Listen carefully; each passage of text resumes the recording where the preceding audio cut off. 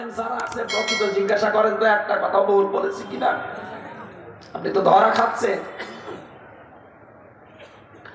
আল্লাহ রাব্বুল আলামিন বলেন ফাহুয়া ফি ঈশাতির রাদিয়া, তাকে সন্তোষজনক জীবন আমি দিয়ে দেব।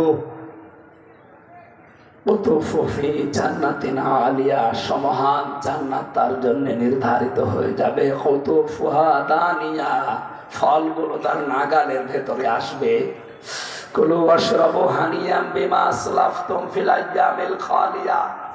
আল্লাহ পাক বলবেন ফেরেশতারা এদেরকে ঘোষণা দাও, দুনিয়ায় আমার ইসলাম মানতে গিয়ে মন মতো চলতে পারোনি, হারাম ইনকাম করে অবৈধ ইনকাম করে ভালো ভালো খাবার কিনে খেতে পারোনি। আজকে তোমাদের ওই ভালো কাজের জন্য আমি আল্লাহ খুশি হয়ে খাবারগুলো উপহার দিলাম। নুজুলাম মিন গফুরির রহিম, এগুলো আল্লাহর পক্ষ থেকে মেহমানদারি। বলেন সুবহানাল্লাহ। এরপরে আল্লাহ বলেন আম্মা মান উতিয়া কিতাবাহু বিশিমালি, সিস্টেম অপর পৃষ্ঠায় দেখো, যাকে বাম হাতে আমলনামা দেওয়া হবে। ফায়াকুলু ইয়া লাইতানি লাম উতা কিতাবিয়া, লোকটা বলবে রব্বুল আলামিন আমাকে যদি আজকে আমলনামা না দেওয়া হতো তাহলে ভালো হতো। আয়াতের তাফসিরে মুফাসসির লিখেছেন এই বুকটা ফেরেশতারা ছিঁড়ে ফেলবে, বাম হাতটা এর ভেতরে ঢুকিয়ে পেছন দিয়ে বের করে তারপরে আমলনামা দেবে।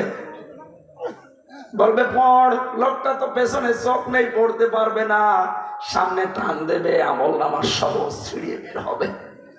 এটা বলতে শত সহজ মনে হচ্ছে, বাস্তবতা অত সহজ।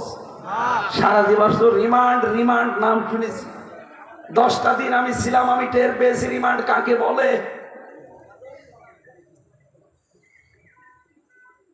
ওখানে যে সমস্ত মানুষগুলো রিমান্ডে জিজ্ঞাসাবাদ করে, তাদের হাতে যে সমস্ত অস্ত্র শস্ত্র গুলো আছে, যারা অস্ত্র মামলায় ধরা পড়ে মার্ডার কেসের, এদেরকে রিমান্ডে নেওয়ার পরে শুনে এটা তুলে ফেলে, চোখ দিয়ে প্লাস দিয়ে তুলে ফেলা। একটা জীবিত মানুষের এটা প্লাস দিয়ে তুলে ফেলা জীবন তো অত সহজ বলেন তো?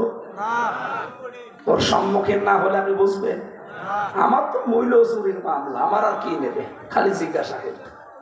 কিন্তু অস্ত্র মামলা যাদের, ওদের কি শুধু বলবে সোনা মতো ভাত খেয়ে নাও। আল্লাহ রাব্বুল আলামিন বলেন এই হাতটা যখন ফেরেশতারা ধরে টান দেবে, পেছনে যেহেতু আমলনামা দেওয়া ছিল, বুকের চামড়া, পিঠের চামড়া আর ভেতরে যেগুলো ছিল সব ছিদ্র হয়ে টান দিয়ে মানুষকে আল্লাহ বের করবে। ইয়া আলম আদরি মা হিসাবিয়া, ও বলবে আল্লাহ যদি আমি জানতাম